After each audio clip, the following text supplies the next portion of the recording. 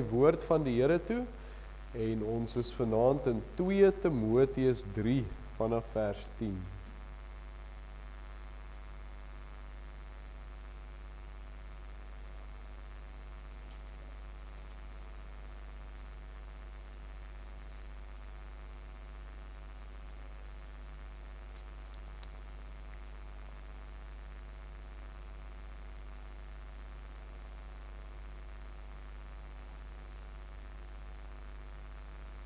Nou, vanoggend het ek vir u die tydlyn gegee van die gemeente van Efese en in 1 Timoteus word hulle duidelik genoem en die stryd wat daar is word genoem en ook Paulus se hantering in die gemeente of Paulus se raad aan Timoteus van die hantering in die gemeente word genoem. 2 Timoteus is Timoteus nog steeds die hoof van die kerk in Efese, maar die gemeente word nie hierin genoem nie, daar word net enkele van die lidmate genoem. So daarom het ek hom nou nie spesifiek vanoggend uitgelig nie, omdat dit ook nie spesifiek genoem word nie, maar Paulus skryf aan Timoteus nog steeds as die hoof van die gemeente daar in Efese. En dan kry ons ook baie van dieselfde tema, 2 Timoteus, maar ons lees dan vanaf vers 10. Die opskrif vermaning om te volhard in die gesonde leer en by elke geleentheid te preek. Maar jy het my navolger geword in leer, lewenswandel, planne, geloof, lankmoedigheid, liefde, lydsaamheid, vervolginge, lyding, soos my te beurt geval het in Antiochië, in Iconium, in Lystra. Watter vervolginge het ek nie al verdra nie, en die Here het my uit almal verlos. En almal wat ook godsvrugtig wil lewe in Christus Jesus, sal vervolg word. Maar goddelose mense en bedrieërs sal voortgaan van kwaad tot erger, hulle wat verlei en verlei word. Maar bly jy in wat jy geleer het en waarvan jy verseker is, omdat jy weet van wie jy dit geleer het, en dat jy van kleins af die Heilige Skrifte ken, wat jou wys kan maak tot saligheid deur die geloof in Christus Jesus. Die hele skrif is deur God ingegee en is nuttig tot lering, tot weerlegging, tot teregwysing, tot onderwysing in die geregtigheid, sodat die mens van God volkome kan wees, vir elke goeie werk toegerus. Ek gaan maar net die gedeelte klaar lees. Ek besweer jou dan voor God en die Here Jesus Christus, wat die lewende en die dode sal oordeel by sy verskyning en sy koninkryk. Kondig die woord, aantydig en ontydig, weerlê, bestraf, vermaan, in alle lankmoedigheid en lering. Want daar sal 'n tyd wees wanneer hulle die gesonde leer nie sal verdra nie, maar omdat hulle in hulle gehoor gestreel vir hulle 'n menigte leraars sal versamel volgens hulle eie begeerlikhede. En die oor sal afkeer van die waarheid en hulle sal wend tot fabels. Maar wees jy in alles nugter, ly verdrukking, doen die werk van 'n evangelis, vervul jou bediening. Ons gaan dan net so ver lees, net nog so klein bietjie inligting. 2 Timoteus word beweer as die laaste boek wat Paulus geskryf het voor sy dood. So daarom ook kragtige boodskap wat hy hier meedeel so aan die jonge Timoteus. Maar voordat ons nou daaroor gaan gesels, kom ons buig die hoofde en dan gaan vanaand weer vrymoedigheid neem en vra een van die ouderlinge of julle net asseblief vir ons 'n gebed sal doen. Kom ons buig die hoofde en dan bid ons.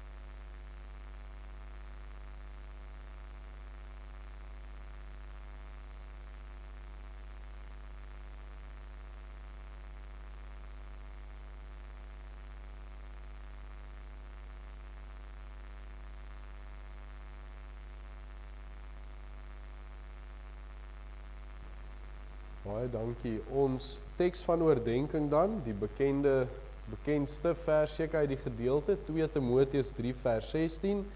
Die hele skrif is deur God ingegee en is nuttig tot lering, tot weerlegging, tot teregwysing, tot onderwysing in die geregtigheid. En omdat ons praat oor die skrif, praat ons vanaand oor die gedagte van die volkome woord.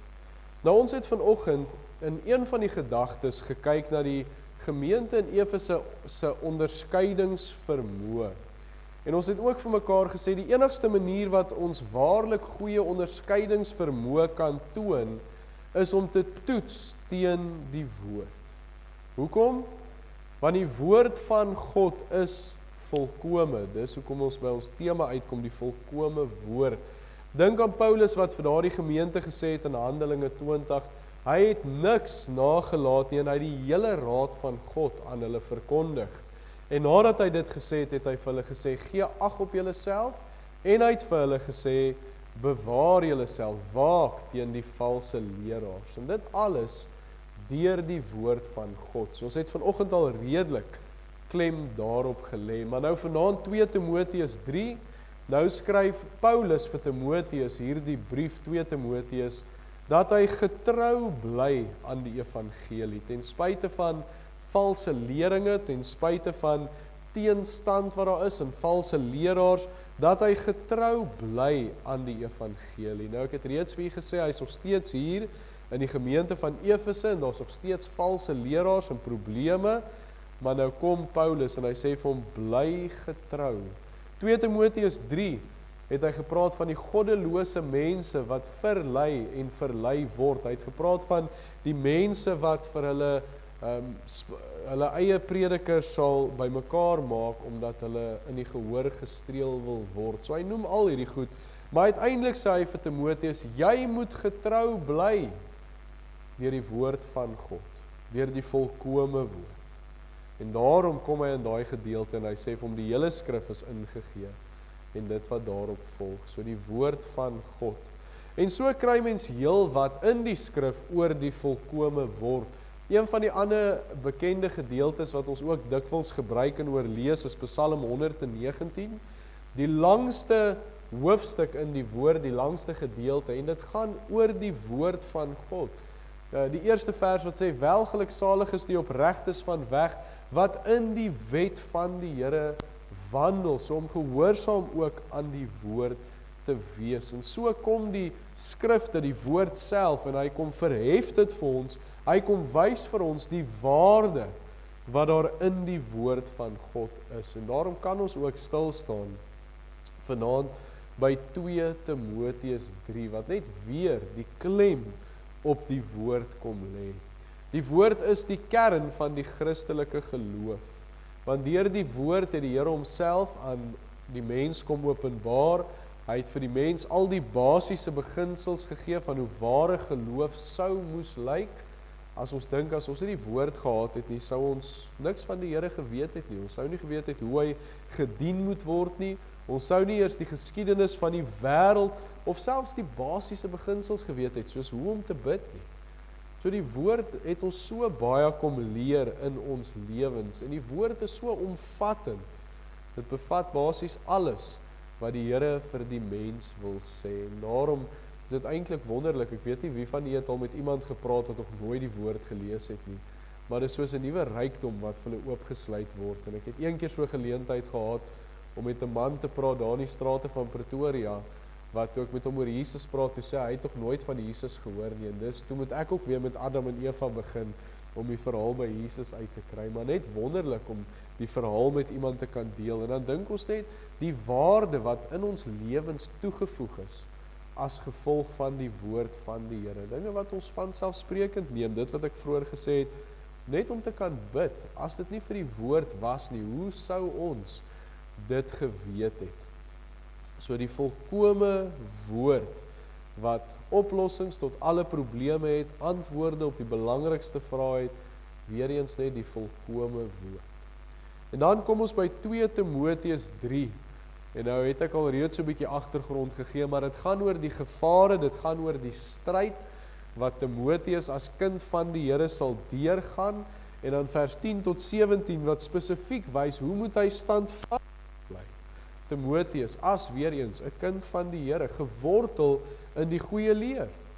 Vers 15 tot 17 wat sê dat dit deur die woord van God gebeur. En so word daar dan eienskappe van die woord gegee en wat dit in die mens, in die kind van die Here, meer spesifiek se lewe beteken. So kragtige gedeelte, ons ken die vers en ons hoor dit dikwels, maar soveel wat nog in hierdie paar verse steek om in te gaan bestudeer. Die basiese en omvattende definisie van die woord van God wat ons hier vind. Daarom is dit 'n belangrike gedeelte om te bestudeer, om te sien hoe kom die woord van God, van Genesis tot Openbaring, aan die mens gegee is en watter invloed dit op 'n mens se lewe kan hê. So ons kyk vanaand na die volkome woord, die kragtigste boek wat ooit geskryf is. Ek dink dit is die boek wat hulle sê nog die meeste gelees is, die meeste verkoop is, maar as ons van 'n Christelike perspektief kyk, die boek wat die meeste lewens nog behoudend verander het. Ek weet daar's baie boeke wat mense lees en dan sê hulle dit was nou lewensveranderend, maar 2 maande daarna dan weet hulle nie eens meer waaroor dit gegaan het nie. Maar die woord van God verander mense se lewens en dit is behoudend omdat dit deur die Here Jesus Christus is. En deur die eeue heen tot vandag toe verander die woord lewens. Dat ek vir u so rukkie terug 'n getuienis gedeel het van 'n jong man wat net eenvoudig die Bybel opgetel het hier in ons dorp, begin lees het en by die Here uitgekom het, net deur die woord. So die woord het duidelike invloed op mense se lewens. En as mense kyk na die samestelling van die woord, ek moes nou vanoggend so vinnig weer gaan kyk, want ek en hom Jaco het so kortliks daaroor gesels, oor hoe die woord geskryf is in 96 jaar na Christus. Nou dit is daar Openbaring wat ons vanoggend aangeraak het, is die Bybel klaar geskryf. Teen 325 na Christus is hy saamgestel presies soos ons dit vandag het. So as 'n mens net daai gedagte van 1700 jaar wat dit onveranderd is en nog steeds relevant. Hoeveel boeke is daar wat mens kan sê is so oud, 1700 jaar onveranderd en nog steeds relevant in mense se lewens. En dit sal vir nog 1700 jaar en nog verder sal dit onveranderd bly. En die woord self sê vir ons, Jesaja 40 vers 8, die gras verdor, die blom verwelk, maar die woord van ons God hou stand in ewigheid. In ewigheid. Hoe is die boek van die Here geskryf? Deur 40 verskillende skrywers oor die tydperk van 1600 jaar. En weer eens, hoe min kry 'n mens dit dat daar verskillende skrywers van 'n boek of is? Wat nog van so baie wat heeltemal in ooreenstemming is? Skrywers wat was van skaapboere tot vlugtelinge, tot vissermanne, skrynwerkers, en terwyl al hierdie manne die woord geskryf het, is daar nie een ding wat homself weerspreek nie, en dit alleen wys vir ons, dis deur God ingegee. 40 skrywers, 1600 jaar, en die woord van God staan vas. Die woord leer ons ook oor God, ons leer om daardeur ken, dit leer oor die Christelike lewe en hoe dit geleef moet word, en dit leer ons selfs oor die woord van God. Hebreërs 4 vers 12, want die woord van God is lewend, kragtig, skerper as enige tweesnydende swaard, en dit dring deur tot die skeiding van siel en gees en van gewrigte en murg, en is 'n beoordelaar van die oorlegginge en gedagtes van die hart. So weer eens net, die woord is kragtig. Nou, al wat ons vanaand gaan doen, is omdat ons as kinders van die Here 'n liefde het vir die woord, omdat dit ons riglyn en ons basis en ons anker is, en alles wat ons het, gaan ons net weer gaan kyk. Wat leer hierdie 2 verse, 2 Timoteus 13 vers 16 en 17 ons oor die woord van die Here? Hoekom kan ons 'n liefde daarvoor hê, en watter groot voorreg ons het om die woord van die Here te hê? Ons begin met ons eerste gedagte, en dit is die volkome woord is in totaliteit deur God ingegee. En ons kry dit daar in die woorde, 2 Timoteus 3 vers 16, die hele skrif, so dis waar ons die totaliteit kry, en dan is deur God ingegee. Sekerlik die bekendste en belangrikste vers in die Bybel oor die woord van God is hierdie twee gedagtes wat ons kry. Hierdie twee aspekte wat maak of breek hoe 'n mens na die wêreld kyk, hoe 'n mens die skrif interpreteer. Nou ons kan dit in die geskiedenis sien. Daar was manne en vroue deur die geskiedenis wat dit met hulle hele harte geglo het en verkondig het dat die hele skrif deur God ingegee is. En dan dink ons dadelik aan name soos Charles Spurgeon en Torrey en Jonathan Edwards wat ek genoem het, groot name wat in herlewingstydperke hierdie woord gepreek het en mense het kragtig by die Here uitgekom en daar was blywende veranderinge gewees. Maar so deur die geskiedenis is daar ook mense wat dit nie geglo het nie en wat dit heeltemal die punt gemis het, as ons dit so kan sê. En een van hulle wat ek nou maar net oor gaan lees het, is die man wat die Jehova-getuies gestig het. Hy het nie geglo die hele skrif is ingegee nie. Hy het gedeeltes uitgehaal en daar kom hy op die Jehova-getuies uit en hy dwaal weg van die woord van die Here af. En kyk hoe baie mense het dit nie verlei en weggelei nie. En so baie ongelukkig valse leraars deur die geskiedenis wat dele van die woord weggooi. Dink aan die Israelvisie wat sê hulle hou van die Ou Testament, maar Paulus se geskrifte wil hulle nie naby kom nie. So hulle haal gedeeltes uit. En dan verloor die woord sy krag omdat die mense dit nie glo soos die Here dit gegee het nie. So kyk die kontras tussen glo. Die hele skrif is deur God ingegee en mense wat dit net nie glo nie of dele uithaal. En so sê die woord mos heel aan die einde dat 'n mens nie by die skrif mag byvoeg of uithaal nie, want dit is die woord wat die Here vir ons gegee het. So daai twee gedeeltes wat ek genoem het, die een is die skrif is in totaliteit deur God gegee en die tweede is deur hom ingegee. Nou kom ons kyk so vinnig na die twee. Ons begin met die ingegee. Die woord van die Here ingegee. Nou die woord daar is die Griekse woord theopneustos. Dit is nogal moeilik om met sinus te sê, maar dit gaan oor die neus. En omdat die woord neus vir ons uitstaan, daai woord beteken uitgeasem. Met ander woorde, die woord van die Here het God self uitgeasem. Dit is van hom self afkomstig. En weet ons, dis deur sy gees gegee, deur sy gees geïnspireer. So daai woord ingegee sê vir ons, dis direk van God af.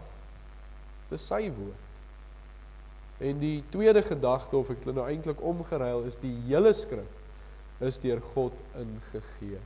In die oorspronklike vorm is dit deur God ingegee. Nou ons weet met die vertalings kom daar hier en daar 'n foutjie, het daar ingeglip en daarom moet mens altyd teruggaan na die oorspronklike vorm. Maar ek weet nie of u dit geweet het nie. Ek dink ons het dit so ruk terug met die bid hier hanteer, die verskillende basis geskrifte wat hulle gebruik het en die manier van vertaling. Maar die Afrikaanse 3353 Bybel wat ons gebruik is een van die naastes aan die oorspronklike weergawes wat daar was. So dis hoekom ons steeds hierdie Bybel gebruik, baie naby aan die oorspronklike. Maar dit is in totaliteit deur die Here gegee en daarom glo ons die woord en ons hang dit aan, want dit is alles deur God ingegee. So daarom vandag, ek dink dit is 'n baie kragtige gedagte, 'n gedagte wat baie keer verlore gaan as ons die woord van God vashou, net om te kan sê, dit is van God afkomstig. Ja, mense het dit geskryf, maar dit was onder inspirasie van die Heilige Gees, dat ons die woord van God fisies kan vashou, dat ons die woord van God kan lees. En hy daardie skrywers, die manne, gebruik as instrumente om hierdie woord te gee. En natuurlik, daardie mense het 'n invloed gehad, hulle het persoonlikhede gehad, hulle het maniere van dink gehad, hulle het 'n manier gehad om die woord oor te dra. Maar die Here het dit ook kragtig gebruik. Dink aan die 4 evangelies, hoe daardie 4 verskillende manne met verskillende agtergronde, een was 'n Jood, een was 'n Griek, en so verskillende mense, hoe die Here hulle gebruik het om hierdie woord oor te dra. En hoe die Here ook die verskillende sieninge gebruik het. Dink aan Matteus wat skryf oor Jesus as koning en so fokus op die Ou Testament, maar dan kom Lukas en hy fokus weer baie op die menslikheid van die Here Jesus en hy fokus baie op die voel en ervaar. Dan kom Johannes weer en hy fokus net op die goddelikheid en sy tydlyn is weer heeltemal anders want sy fokus was anders en die Here gebruik dit kragtig om sy woord oor te dra. Die woord van die Here wat nie weer homself weerspreek nie. As dit lyk of dit homself weerspreek, dan is dit gewoonlik 'n menslike fout. Dan moet 'n mens net gaan kyk en skrif met skrif vergelyk en dan kom mens by die ervaring uit en by die antwoord uit dat dit nie is nie. Die woord weerspreek homself nie. Want die woord is lewend en die woord is kragtig. Nou dink aan die woord lewend wat ek nou gesê het. Hoe baie gebeur dit nie met ons nie, dat ons een gedeelte oor en oor kan lees, miskien een vers oor en oor kan lees, maar die Here gebruik dit en skielik staan 'n gedagte vir ons uit, 'n gedeelte wat ons al soveel keer gehoor het, soveel keer gelees het, en daar kom lig die Here vir ons iets uit, want is nie net 'n goeie boek wat ons lees nie, maar dit is die lewende, volkome woord van God. So net daai eerste gedagte, dit is in totaliteit deur God gegee. Dit is waarlik die woord van God. Die tweede gedagte wat ons ook vanoggend in 'n mate aangeraak het, is die volkome woord maak wys tot saligheid. 2 Timoteus 3 vers 15, en dat jy van kleins af die heilige skrifte ken wat jou wys kan maak tot saligheid deur die geloof in Christus Jesus. Nou vanoggend het ons net gepraat oor die redding en dat dit is waar dit begin, maar so kom wys Paulus dit nou weer vir Timoteus ook. Voordat hy uitkom by 2 Timoteus 3 vers 16 en 17 oor die woord wat deur God ingegee is, sê hy eers vir hom, die doel, die funksie van die woord is ook om mense by God uit te bring.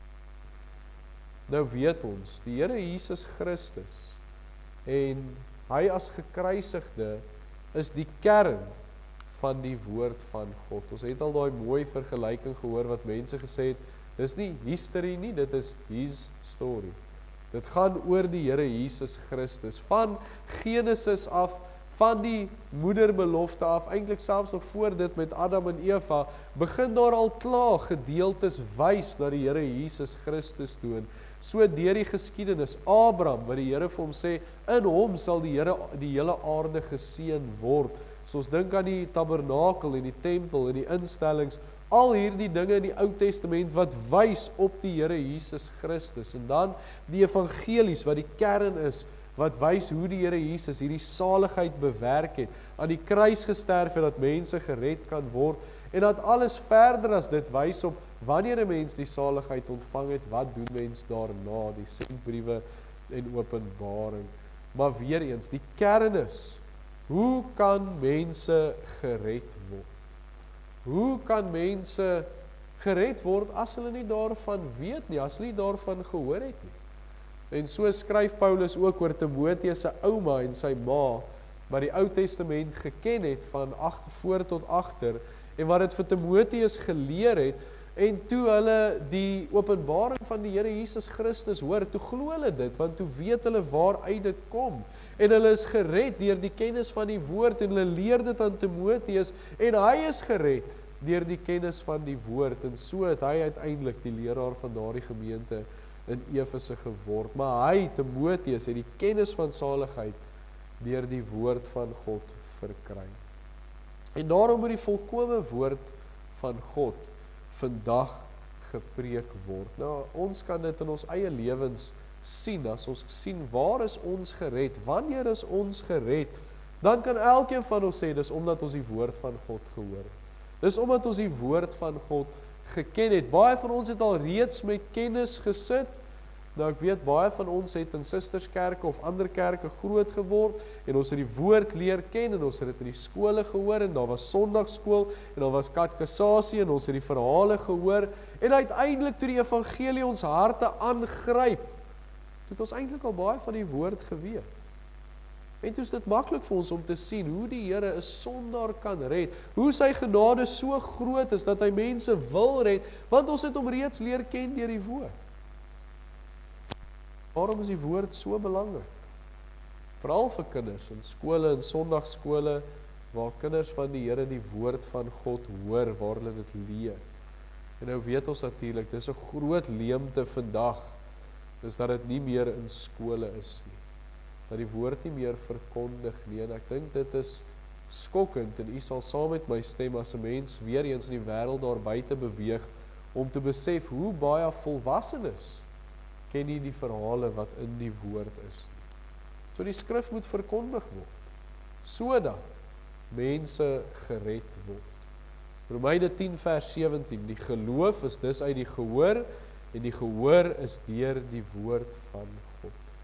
So die eerste, die belangrikste funksie is, dat die woord die weg tot saligheid wys. En 'n mens moet bly by die woord. Weereens, baie mense vandag dink hulle het hoër kennis, en dink hulle sien verder, en dan word meer geopenbaar, maar die woord bevat dit wat nodig is vir saligheid, niks meer en niks minder nie.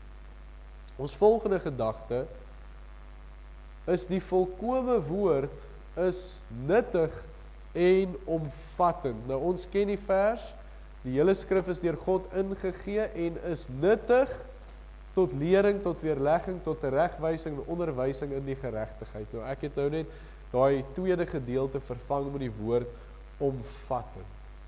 Die woord nuttig verwys na iets wat voordelig is, iets wat ons kan help. En hoe wonderlik dat hierdie mentor Paulus vir Timoteus skryf, hierdie woord wat ek vir jou gegee het, dit wat jy geleer het, dit sal jou altyd kan help. Veral dit wat ons vanoggend gesien het, omdat Timoteus Paulus se opvolger as Efese se predikant was. Hy sou hierdie woord kon gebruik reg ding en reg deur sy eie lewe. En so leer Paulus ook hierdie aspekte wat omvattend is in die gemeente van Christus. Hy sê die woord van God is nuttig tot lering, en dis letterlik die leer van die skrif, leerstellings, doktrines, die skrif leer van die waarheid, die enigste en opregte waarheid, soos hoe word die aarde, of hoe is die aarde geskep. Dit wys die eerste twee mense, hoe die Here hulle daar geplaas het. Dit wys God drie enig.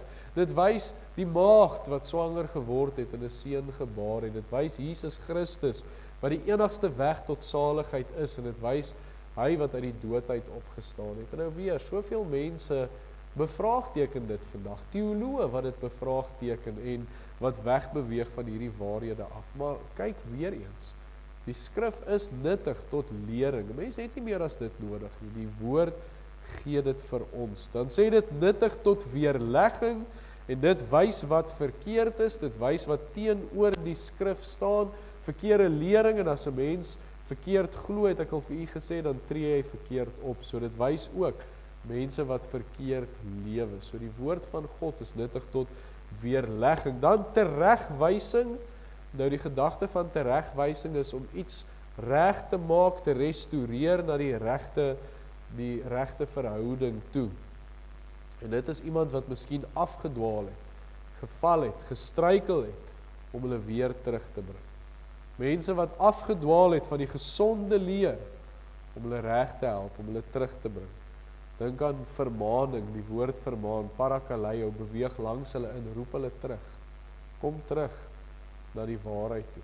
So dis teregwysing. Dan nuttig tot onderwysing in die geregtigheid. Nou dit is 'n kind van die Here, wat leer, hoe moet ons optree, wat moet ons waardes wees, hoe moet ons lewens lyk, wat word van my verwag. So die woord leer ook vir my, hoe ek moet leef om geestelik volwasse te wees, en dan uiteindelik heilig maak. So die skrif, die volkome woord is nuttig vir die hele geestelike lewe. Vir elke kind van die Here is die woord daar. En wat dit dan vandag vir ons sê, is ons het die woord van God weer eens in ons hande, soos 'n stuk gereedskap, om vir ons die vaste waarhede en leerstellings te gee. Dis 'n gereedskap wat ons vanoggend na gekyk het, om valse leringe te sien, om valse leerstellings uit te sien en uit te wys, om terug te kom na die waarheid toe. Dit is ook gereedskap om broers en susters wat geval het weer reg te help, terug te bring na die regte lewenswandel toe. En dis die gereedskap wat ons nodig het om geestelik te groei, om heiligmaking te ervaar in ons lewens. So dit is nuttig, dit is omvattend.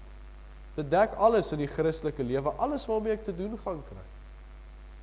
Die vraag is net, gebruik ek dit? Dit help nie, hierdie gereedskap wat ek het, lê op die rak nie. Ek moet dit gebruik om daardie nuttigheid daaruit te put. Dit help ons, dit bekragtig ons, dit ondersteun ons, en daar is 'n doel. En dit alles beweeg na 'n punt toe. En dit is dan ons laaste gedagte wat ek met u gaan deel. En dit is die volkome woord is daar vir toerusting. 2 Timoteus 3 vers 17, sodat die mens van God volkome kan wees, vir elke goeie werk toegerus. Nou vers 16 in 2 Timoteus 3 is vir ons so kragtig. Dat vir ons sê die woord van God is ingegee en dit is omvattend en dit is nuttig. Maar nou gee vers 17 die doel. 16 sê dis ingegee, vers 17 sê sodat die doel hulle volmaak kan wees vir elke goeie werk toegerus. So ons sien twee gedagtes, volmaak en toegerus. Die volmaak, die gedagte hier is volmaak in julle werk vir die Here, julle roeping. Hy nou hier vir Timoteus skryf, met ander woorde, hy kan sy roeping wat die Here vir hom gegee het uitleef, hy kan die woord verkondig. Hy kan die goeie leer aanhou leer, as mense sou sien wat Paulus verder vir hom gee, alles deur die woord van God. Die tweede gedagte is vir elke goeie werk toegerus. Nou daar het ons ook vanoggend redelik gepraat. Dit gaan oor my lewenswandel en dat die woord my wys hoe om reg te leef. My roeping bestaan uit verkondig die evangelie, goeie werke gaan oor leef die evangelie. En die getuig en die leef loop ons hand aan hand. En die skrif rus toe vir altyd. So weer eens, gereedskap in ons hand. Hierdie gereedskap leer ons en help ons om geestelik te groei, sodat ons toegerus kan wees, toegerus om ons roeping uit te leef. Nou as kinders van die Here het elkeen van ons mos 'n algemene roeping, en ons ken dit, gaan dan die wêreld in en maak disippels, verkondig die woord, hou aan tydig en ontydig, die evangelie moet verkondig word, dis ons algemene roeping. Maar dan het elkeen van ons ook 'n spesifieke werk wat die Here vir ons gee, wat net vir ons is, en die plek waar ons wandel, die mense wat om ons is, en die Here iets vir ons in gedagte. En die Here sê vir ons, dat ons dit kan doen, deur die woord van God. Ons kan ons algemene roeping uitleef, die evangelie deel, deur die woord van God. Ons kan met hulle praat oor Jesus Christus. Net deur die woord. En dan die toerusting. Die woord help ons ook om reg te leef. En as ons reg leef, dan weerspieël ons meer en meer die Here Jesus Christus. Dan verkondig ons nie net die Here Jesus nie, maar ons leef dit. So deur ons lewenswandel getuig dit ook. En 'n mens hoor dit, 'n mens hoor mense wat nie sekere goed rondom jou wil doen nie, want hulle weet jy's 'n kind van die Here. So net jou lewenswandel wys baie keer vir mense, jy is 'n kind van die Here, jy weerspieël die Here Jesus Christus. En dis die gedagte, dat ons uiteindelik, as mense na ons kyk, dat hulle 'n weergawe van die Here Jesus sal sien. So die verkondiging en waarom is dit belangrik vir 'n kind van die Here om te lees, te bestudeer, om deur die woord toegerus te word. Nou daarmee sluit ek af. As ons kyk na die volkome woord, dan sien ons dit is in totaliteit deur God gegee. En ek het gesê, wat 'n aangrypende gedagte, as ons die woord vashou om te dink, dit is van God self. En hierdie woord maak 'n mens wys tot saligheid. Dit wys vir mense hoe hulle redding kan verkry deur die Here Jesus Christus. En wanneer 'n mens dit verkry het, dan is dit nuttig vir die kind van die Here, en dit is omvattend deur lering, teregwysing, onderwysing, al daardie dinge kry ons deur die woord, en uiteindelik rus dit ons toe, nie net om die woord te verkondig nie, maar om die woord te lees. Nou soos ek aan die begin gesê het, ons is lief vir die woord. As kinders van die Here, alles wat geword het deur die woord wat ons nie sou geweet het nie. Maar hoe belangrik is dit nie vir 'n kind van die Here om in die woord deurdrenk te wees nie, om dit te lees, te bestudeer. Dawid wat sê, ek het die woord in my hart geberg dat ek teen U nie sal sondig nie. Dis die liefde wat ons vir die woord moet hê, die manier wat ons met die woord omgaan. Dink weer aan Psalm 119 wat sê, wat in die wet van die Here wandel. Ons as kinders van die Here moet vasgemaak wees aan hierdie woord. En daai klomp woorde wat ek vroeër gebruik het, dis ons baken, dis ons anker, dis ons riglyn, dit moet ons alles wees. En ons moet daaraan vashou, en daarin sal dit ons ook help om uiteindelik toegerus te wees vir dit wat die Here van ons verwag. Amen. Kom ons buig die hoofde en dan bid ons net saam.